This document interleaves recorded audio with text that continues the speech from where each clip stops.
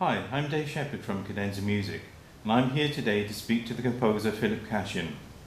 Philip, who is the head of composition at the Royal Academy of Music in London, has recently signed an exclusive contract with Cadenza Music and has written several works for guitar. Philip, what was your initial reaction when you were first asked to write a piece for the guitar? Well, it was a very interesting commission for me because I always like to write for instruments I've never written before. And the soundboard of the guitar, the sort of delicate, but to my mind, the kind of delicate word of the guitar was quite appealing. I knew some of Takamitsu's solo guitar music prior to writing Talvi about 14 years ago, so it was something I definitely wanted to do. Okay, because the guitar is notoriously a difficult instrument to write for, particularly as a non-player. Yeah, absolutely. How did you approach the technical difficulties? Well, in completely the wrong way. I mean, I recently wrote a piece I had organ in, I did exactly the same thing writing for organ, in that I just didn't think about the technical problems, because I thought this might seem a bit stupid, if I actually study the instrument first and get to grips with the technical challenges, it might make me realise that, that beyond there might be, the problems might be something I can't cope with, or I might end up writing a piece that works but isn't necessarily a good piece. So I just kind of didn't think about them and wrote what I wanted to write, and then tried to address, making it work for guitar after I've written some of the music. So you didn't try and compress your writing into guitar technique. No. You rather tried to work with the performer on the occasion to actually establish the best of your music in the most accessible way once it had been written. Yeah. So was there much in the way of alterations initially, and did you get to grips with that as time went on? There was a lot of alterations, because I made the other mistake of initially writing a piece at the piano, thinking chords seem very simple, but then of course when you try and play them on a guitar, the shapes are completely impossible. So then there was a process. This is back in the days of fax machines, where I'll fax the music to Tom Kirsten, who I wrote my two solo pieces for. He would play music over the phone to me, and between the two of us, we got there in the end. And I didn't ultimately have to compromise what I wanted to do, but certainly got shapes and very much helped by Tom. Oh, that's good. That's good. How familiar were you with the rest of the guitar repertoire? You mentioned that you knew some of Takamitsu. What about other solo things and modern works for guitar? I didn't really know anything. I think I'd heard the Tippett Blue Guitar and Equinox Takamitsu piece that I knew, and I'd heard the Carter guitar piece and seen the score, and that was about it. And I think Tom showed me Henze's Raw Winter Music, but I hadn't heard it. Right. So I didn't really know that much. So you came to it absolutely fresh. Yeah. Was that a good thing? I think so, yeah. Yeah? Yeah. Since then, and presumably you know a little bit more about the repertoire now, Well, would that have coloured your writing in any way, or? Well, there's a piece that I've discovered since, which I love, which is Paul Ruder's Psalmodies for guitar, the small ensemble, which I think is a real masterpiece for the genre.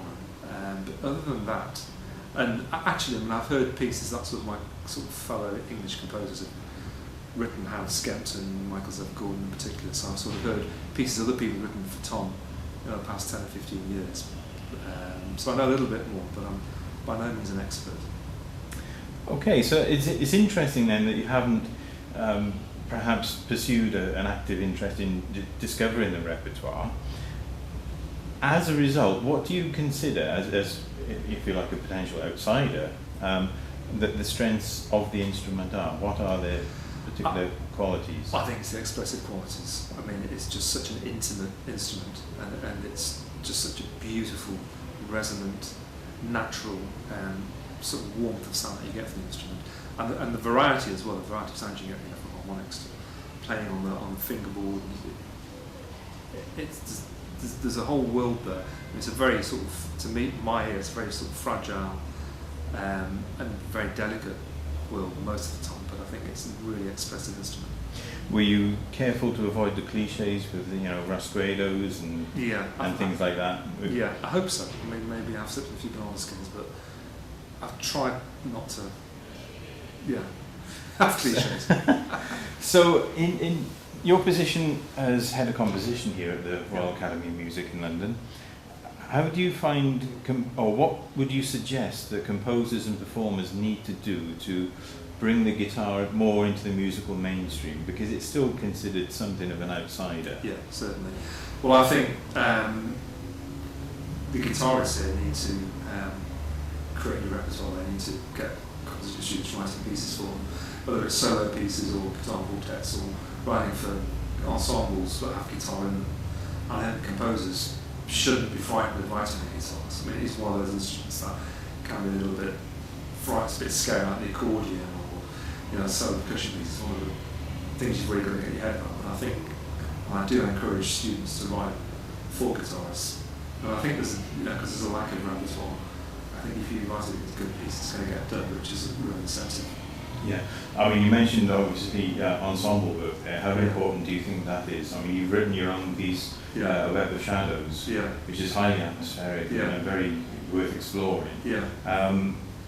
Do you think that guitarists and other musicians would benefit from playing more together in that sense? Absolutely, yeah, definitely. But of course, there's always the balance issue with guitar, because it's so hard to balance the guitar with pretty much any other instruments. I mean, I tried to get around that problem in A Web of Shadows by making the string quartet play the practice view song, which kind of subdues them a little. But yeah, I think guitar is a much underused instrument in ensemble writing, or pieces for voice and ensemble, or voice and solo guitar.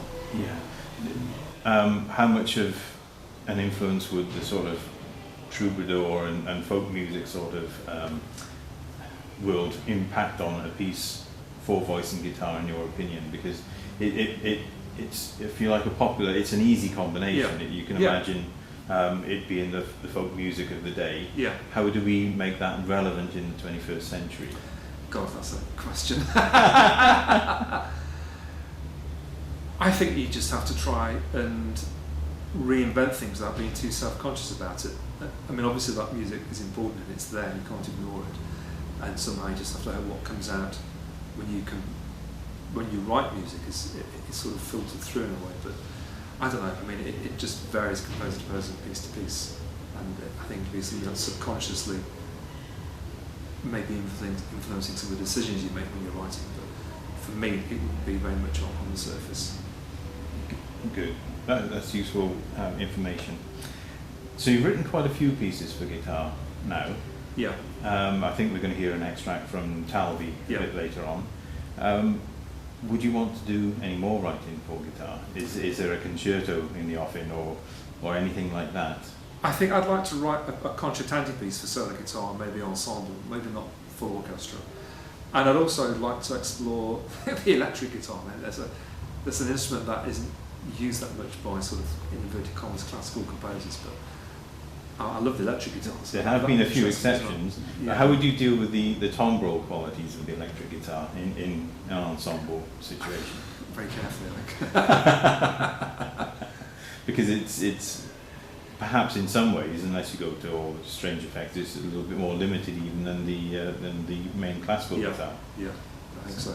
What I would like to do, actually, thinking about it, is I think I'd like to write some pieces for voice and classical guitar.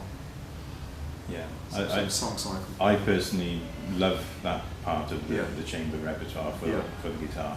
I think there's a great deal of scope there. So I'd be very excited to hear a piece if it comes off. So that's lovely. Well, thank you very much for your time, Phil. Let's hear now Manus Noble play a short extract from your work, Talvi.